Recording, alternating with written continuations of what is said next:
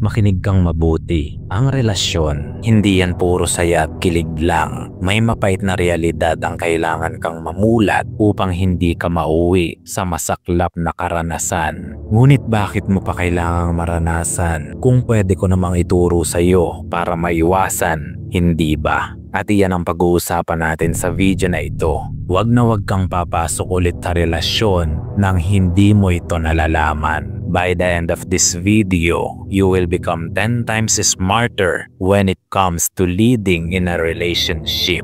Panoorin mo hanggang dulo dahil nasa huli ang pinakamatinding mensahe. Just don't forget to like and subscribe for more quality contents like this. Let's begin.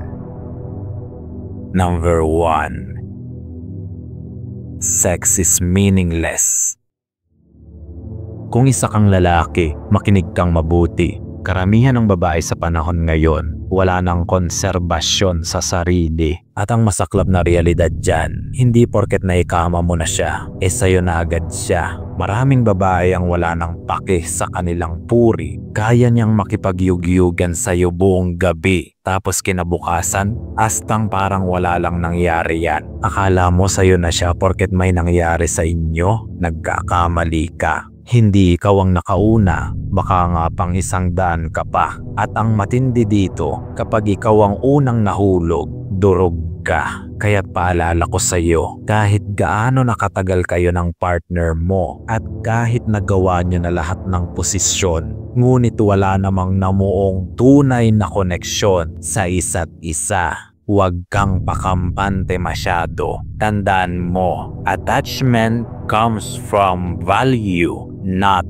bedroom. Number 2. Hypergamy happens.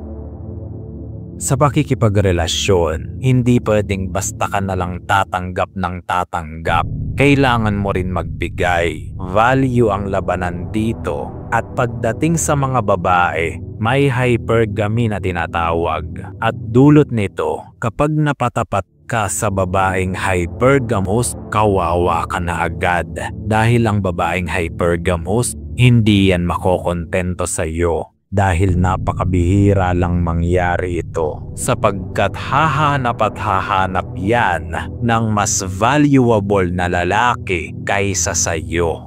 May mas magandang status, income at image. Ngunit hindi naman lahat ng babae ay hypergamut. Karamihan lang talaga ay ganyan. Kaya kung hindi mo itataas ng itataas ang value mo bilang lalaki, mapag-iiwanan ka sa babae at diyan katatapakan ng mga kababaihan. So focus on increasing your value and keep on striving to become irreplaceable. Number 3. Women are unsure. Ito ang tatandaan mo pagdating sa mga babae. Makinig kang mabuti. Hindi nila alam kung ano talaga ang gusto nila hanggang sa makita nila ito ng harapan. Women don't know what they want until they see it. Kaya nga may makikita kang mga babae na sasabihin sa iyo na ganito ang tipo ng lalaki na gusto nila. Ngunit makakamalayan mo, kasama na nila yung lalaking completely opposite nung sinabi nila na tipo raw nila.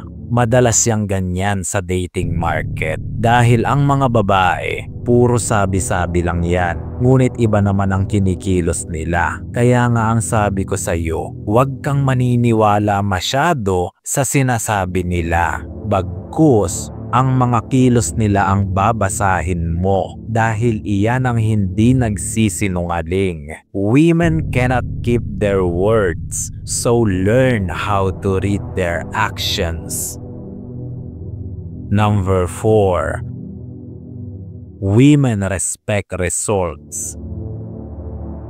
Isa ka ba doon sa mga lalaki na puro hangin lang ang ulo kaya lumalaki? Kung isa ka sa kanila, hindi ka makakakuha ng respeto sa babae. Tandaan mo yan. Dahil ang mga babae, nire-respeto lang nila yung tipo ng lalaki na may patotoo sa mga salita nito. Hindi puro salita lang, hindi puro hangin lang. Kung puro salita ka lang sa babae at hindi mo kayang patunayan ang mga kalokohan na pinagsasasabi mo, mockery pa ang makukuha mo sa babae. Women will disrespect you by mocking you. Kasi puro yabang ka lang, nakakahiya ka. Hindi yan gawain ng totoong lalaki. Ipapahiya mo lang ang sarili mo niyan sa harap ng babae.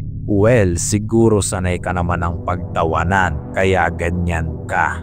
Gayunpaman, wag na wag mo yan gagawin. Irerespeto ka lang ng babae sa kung anong kaya mong patunayan. Because your value depends on your results. Unless, hindi importante sa iyo ang respeto kasi isa kang simp. Number 5. Status, mindset, ambition.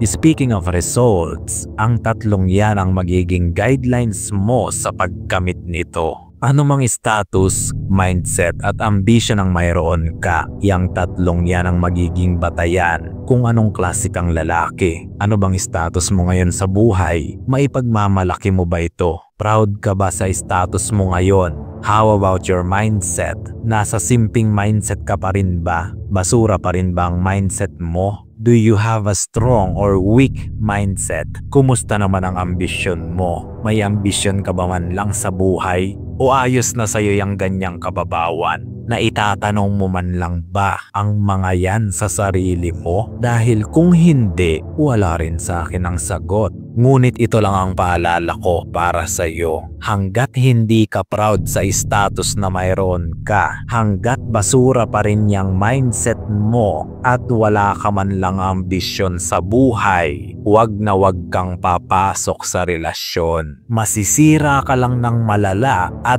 baka hindi ka na makabangon pa sa susunod. Number 6. Modern social validation. Ito ang dahilan kung bakit konti na lang ang matitinong babae ngayon. Sasabihin ko na sa iyo ang sekreto. Modern women are highly influenced by social validation. Karamihan ng babae ngayon ay lulong na lulong sa social validation. Tipong naging droga na ang epekto nito sa kanila. Kung paanong sinisira ng porn ang isang lalaki, ganyan din sinisira ng social validation ang isang babae. Kaya nga halos maghubad na sila at tumuwad-tuwad sa TikTok videos nila para lang makakuha ng attention, likes at simps comments. Dahil ano? Dahil form of validation yan para sa kanila. Kaya't yan ang iiwasan mo. Kung balak mo mang bumalik sa pakikipagrelasyon, iwasan mo yung babaeng uhaw na uhaw sa social validation. Hinding-hindi kayo niyan magwo-work. Paiikutin ka lang niyan at uutuin na wala raw mali sa ginagawa niya. At ikaw naman na simp, magpapauto rin. Hanggang sa iputan sa ulo dahil sa kamangmangan mo, hindi ka na talaga natuto. Number 7. Women will dominate you. Ito ang matindi, makinig kang mabuting dahil ito ang mapait na realidad. Ang lalaking mahina at hindi kayang mamuno sa isang relasyon, dinodominate yan ng mga babae. If you cannot lead, you will always lose. Bawal dito ang mahina at tatanga-tanga. Tatapak-tapakan ka ng mga babae kapag ganyan ka. Leadership ang hanap ng mga babae, hindi partnership. Tandaan mo yan. Kung hindi mo siya kayang pamunuan, maghahanap yan ng iba. Ngunit bago yan maghanap ng iba, kakawawain ka muna niyan hanggang sa magsawa siya sa iyo. Kasalanan ba ng babae? Malamang hindi, kundi kasalanan mo. Pahina-hina ka kasi. Naturingan ka pang lalaki, tapos hindi mo kayang maging leader. Nasaan ang pagkalalaki mo doon? nasa bayag mo na naman. Kaya konting seduction lang ng babae, sunod-sunuran ka na agad. Napakahina mong nilalang. Kung hindi mo kayang magpaka-leader, kakawawain ka lang ng mga babae. Level up your leadership or else women will dominate you. Number 8. Dating market is a battlefield. Ito ang hindi maunawaan ng maraming lalaki. Wag na wag kang papasok sa relasyon ng tatanga-tanga dahil mapapahama ka lang. Ang dating market ay hindi love story. Digmaan ito kung tutuusin. Survival of the fittest to. Bawal dito ang pahinahina at mga low value na gaya mo. Dahil mapupunta ka doon sa baba kasama mga kapwa mo low value. Mga may sabit, 3 ang anak, may asawa't kabit, tapos pinagpasapasahan na.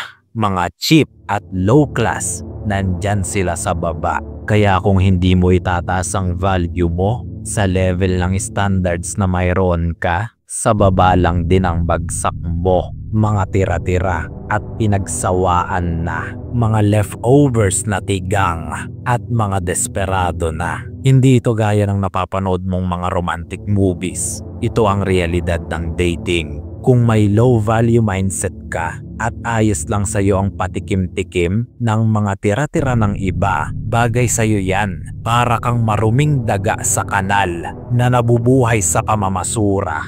Ganyan yung mga lalaking ang nasa isip ay tumikim ng iba't ibang babae. Mga proud pa yung mga daga na yan. Hindi kasi nila alam na marumi sila. Alam ba ng daga na marumi siya? Di ba hindi naman? Mga cheap, low value at low class. Huwag ka nang gumaya sa kanila. Itaas mo ang value mo at mamuhay ka ng may prinsipyo. Seryosohin mo ang salitang relasyon. Hindi ka daga para kumain ng mga tira-tira sa kanal. Gagaya ka pa sa mga tigang at mga basurang lalaki na yan.